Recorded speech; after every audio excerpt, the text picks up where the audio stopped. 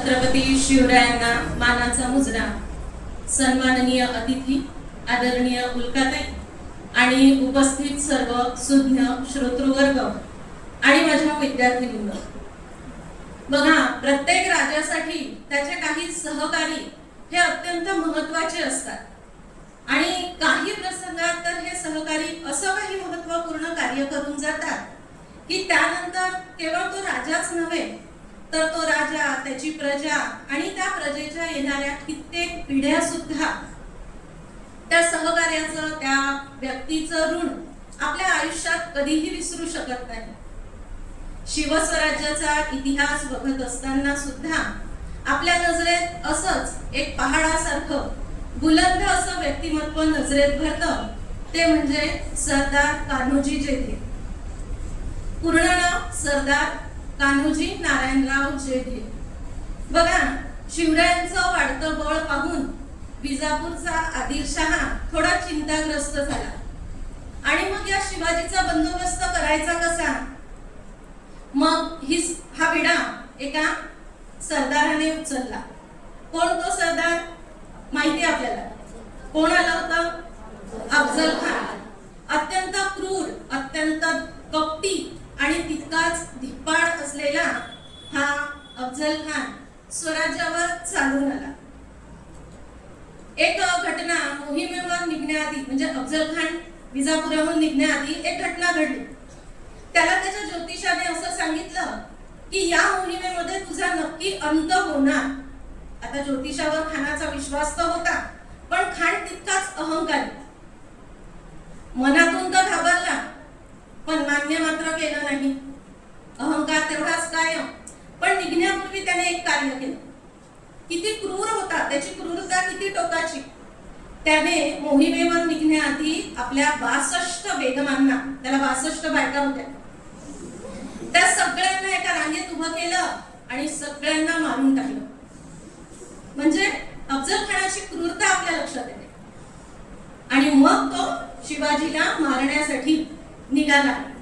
10 ते 12 हजारांचं सैन्य, हत्ती, घोडे, तोफा, असंख्य पायदळ सोबत घेऊन तो शिवस्वराज्यावर चालून आला. बरं, या अफजल खानाचं बळ आणखी वाढावं म्हणून आदिलशहाने काय केलं? जे त्याचे वतनदार होते त्या वतनदारांना खलिते पाठवले. कान्होजी जेधे हे सुद्धा आदिलशाहीतलेच वतनदार. त्यांच्याही दारामध्ये एक खलिता धडकला. आदिलशहाचंच फरमान ते. कान्होजींनी तो खलिता उघडला. ते वाचायला लागले. काय लिहिलं होतं त्यात? शिवाजीचा पराभव करावा, शिवाजीच्या माणसांना ठार करावे आणि असं करण्यासाठी तुम्ही खानाला येऊन मिळावे.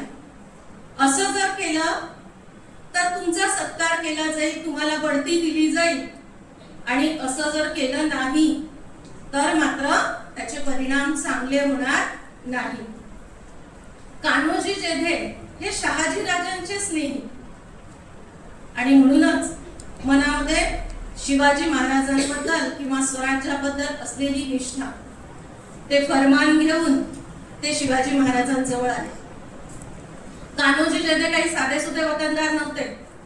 रोहिड खोऱ्यातल्या सगळ्या वतनदारांवर त्यांची चांगली जरब होती. आपल्या 5 पुत्रांसह शिवाजी महाराजांसमोर येऊन उभे राहिले आणि ते फरमान त्यांनी दाखवलं. आता महाराजांच्याही मनात थोडी परीक्षा घेण्याचा हेतू, थोडा उद्देश. महाराज हसत हसत कान्होजींना म्हणाले, कान्होजी, इतर वतनदारांबरोबर तुम्ही सुद्धा खानाला सामील व्हा, म्हणजे तुमचं वतनही सुरक्षित राहील आणि तुमच्या आणि तुमच्या कुटुंबियांच्या जीवाला धोका सुद्धा निर्माण होणार नाही. महाराजांचे हे शब्द ऐकताच धिप्पाड पहाडासारखा असलेला माणूस अतिशय भावुक झाला आणि म्हणाला की महाराज, आम्ही आणि आमचे पुत्र स्वराज्यासाठी खस्त होऊ म्हणजे संपून जाऊ, पण स्वराज्याशी बेईमानी कधीही करणार नाही. आम्हास वतनाचा लोभ नाही, आम्हाला वतन नकोच आहे. असं म्हणून आपल्या हातातील लोट्यातील पाणी त्यांनी महाराजांच्या चरणावर सोडलं आणि जणू काही त्याच वेळी त्यांनी आपल्या वतनावर सुद्धा पाणी सोडलं होतं. अशा या एखाद्या भक्कम दुर्गाप्रमाणे असणाऱ्या, दुर्गा म्हणजे किल्ला, एखाद्या भक्कम दुर्गाप्रमाणे असणाऱ्या कान्होजींची जन्मकथा ही तेवढीच अद्भुत आहे. भोर तालुक्यातील, पुण्याजवळ असलेला भोर तालुका, त्यातल्या रोहिड खोऱ्यातील कारी या गावी कान्होजींचा जन्म झाला. भावाभावांमध्ये असलेला वाद आणि त्या वादातून कान्होजीच्या जन्मापूर्वीच म्हणजे त्यांची आई गर्भवती असतानाच त्यांच्या पित्याचा त्यांच्याच भावांनी वध केला. ती गर्भवती स्त्री आणि तिचं रक्षण करणारा देवजी महाला नावाचा एक मनुष्य. त्यानंतर काही दिवसांनी कान्होजींचा जन्म झाला. या कान्होजींना म्हणजे अगदी त्या कान्या बाळाला घेऊन आणि त्यांच्या आईला घेऊन देवजी महाला एका सुरक्षित ठिकाणी गेले. पुढे बाजी पासलकर, आपण नाव ऐकतो ते पण आहे, तुम्ही माहिती पण ऐकता.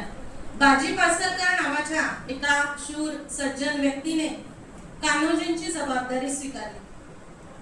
मध्यंतरी याच वैरातून म्हणजे कुटुंबातलंच वैर ते, त्यातून कान्होजींच्या आईंना सुद्धा ठार मारण्यात आलं. माता पिता दोघांची सुद्धा हत्या करण्यात आली. परंतु बाजी पासलकर यांनी मात्र कान्होजींचा सांभाळ केला. त्यांना लहानाचं मोठं केलं, त्यांना युद्ध कौशल्य शिकवलं, त्याचबरोबर त्यांना मुत्सद्दी राजकारणी सुद्धा बनवलं. कान्होजींवर अगदी आपल्या पुत्राप्रमाणे प्रेम करणाऱ्या बाजींनी कान्होजींचा विवाह आपल्याच मुलीशी लावून दिला आणि त्यांना आपलं जावई सुद्धा बनवलं. पुढे ओघाओघानेच बाजींनी म्हणजे बाजी पासलकर जे आता कान्होजींचे सासरे सुद्धा होते, त्यांच्या कुटुंबाचा, त्यांच्या जन्माच्या वेळेचा इतिहास त्यांना सांगितला. आपल्या मातापितावर झालेल्या अन्यायाचा सूड घेण्यासाठी कान्होजींनी आपल्या मूळ गावी, जे त्यांचं गाव होतं कारी, ते गाठलं आणि आपल्या मातापित्यांच्या वधाचा सूड घेतला. आणि तेव्हापासून ते कारी जवळ असलेला आंबवडे आणि त्याचबरोबर संपूर्ण रोहिड खोऱ्याचे वतनदार बनले. मग शिवाजी महाराजांनी जेव्हा स्वराज्य स्थापन केलं त्यापूर्वी कान्होजी आदिलशहाचा जो सेनापती होता त्याचं नाव रणदुल्ला खान, त्याचा सहाय्यक म्हणून त्यांनी अनेक ठिकाणी पराक्रम गाजवला. पुढे शहाजी राजांना जेव्हा त्यांची ही कर्तबगारी समजली तेव्हा रणदुल्ला खानाकडे, शहाजी राजे सुद्धा आदिलशाहीचे सरदार होते, मग त्यांनी रणदुल्ला खानाकडे मागणी केली की कान्होजी जेधे यांना तुम्ही आमच्या सहाय्यासाठी पाठवून द्या. आणि अशा प्रकारे शहाजी राजे आणि कान्होजी जेधे एकत्र काम करू लागले. शहाजी राजे अटकेत असताना कान्होजींना सुद्धा अटक करण्यात आली होती. जिजाबाई आणि शिवाजी, बाल शिवाजी असं म्हणू आपण, जेव्हा पुण्याला आले तेव्हा शहाजी राजांनी एक वडीलधारीचा कोणीतरी आधार असावा म्हणून कान्होजींना शिवाजी महाराजांच्या सोबत पुण्याला पाठवलं. आणि तेव्हापासून आपल्या आयुष्याच्या शेवटच्या श्वासापर्यंत कान्होजी शिवाजी महाराजांसोबतच राहिले, त्यांनाच सहाय्य केलं. महाराज जेव्हा आग्र्याला कैदेत होते तेव्हा सुद्धा कान्होजींनी आणि त्यांचा बाजी जेठे नावाचा, ज्यांना पुढे शिवाजी महाराजांनी सर्जेराव असा किताब दिला होता, या दोघांनी मिळून शिवाजी महाराजांच्या संरक्षणाची आणि आग्र्यातल्या इतर सर्व गुप्त हालचालींची जबाबदारी घेतली होती आणि ती यशस्वीपणे पार सुद्धा पाडली. कारण महाराज आणि संभाजी महाराज सगळेच सुखरूप स्वराज्यात परत आले होते. त्यानंतर अफजल खानाचा वध झाल्यानंतर जे युद्ध उसळलं होतं, कारण अफजल खानाबरोबर भरपूर सैन्य होतं, त्या युद्धामध्ये सुद्धा बाजींनी एवढा पराक्रम गाजवला की कान्होजींनी एवढा पराक्रम गाजवला की अफजल खानाच्या सैन्याला पळता भुई थोडी झाली. अशा या कान्होजी जेधेंचा हा पराक्रम पाहून शिवाजी महाराजांनी त्यांना तलवारीच्या पहिल्या पानाचा मान दिला. म्हणजे स्वराज्यात दिला जाणारा हा असा एक सन्मान, तलवारीच्या पहिल्या पानाचा मान दिला. पुढे शिवरायांवर अजून एक संकट आलं. आपण आताच ऐकलं की महाराज पन्हाळ्याच्या वेढ्यातून सुटले. कशामुळे सुटले, कोणामुळे सुटले? बाजीप्रभू आणि त्यांच्या सोबत जी होती ती बांदलांची सेना, बांदल सेना, त्यांच्या बरोबर जे होते ते बांदल होते. आणि मग महाराजांच्या असं मनात आलं की या पराक्रमासाठी आता हा तलवारीच्या पहिल्या पानाचा मान कोणाला द्यावा? बांदलांना द्यावा. जेधे आणि बांदल यांच्यामध्ये हाडवैर, दोघे एकमेकांचे कट्टर शत्रू. पहिले मान कान्होजीकडे आणि आता द्यायचा कोणाला? बांदलांना. पण इच्छा महाराजांची. तेव्हा अतिशय मोठेपणाने, मोठं मन करून कान्होजी म्हणाले की महाराज, या बांदलांमुळेच आम्हास आपले पाय परत दिसले. आणि त्यांनी हसत हसत आपला हा सन्मान कृष्णाजी बांदल या व्यक्तीला म्हणजे बांदलांना देऊ केला. शाहिस्ते खानाची स्वारी जेव्हा आली तेव्हा कान्होजी थकले होते. त्यांनी आपल्या 5 पुत्रांना शिवरायांच्या सेवेसाठी पाठवून दिलं आणि पुढे इसवी सन 1660 मध्ये कान्होजींचे निधन झाले. शहाजी राजांचे समकालीन असल्यामुळे कान्होजी जेधे हे शिवरायांसाठी कायमच पितृतुल्य राहिले, पित्यासारखे राहिले. आणि त्यांच्या निधनाने शिवरायांवरील एक वडिलकीचं छत्र कायमचं हरवलं. मुलींनो, कान्होजींसारखे तनामनाने लढणारे बलाढ्य असंख्य ज्ञात आणि अज्ञात वीर शिवरायांच्या सोबतीला होते.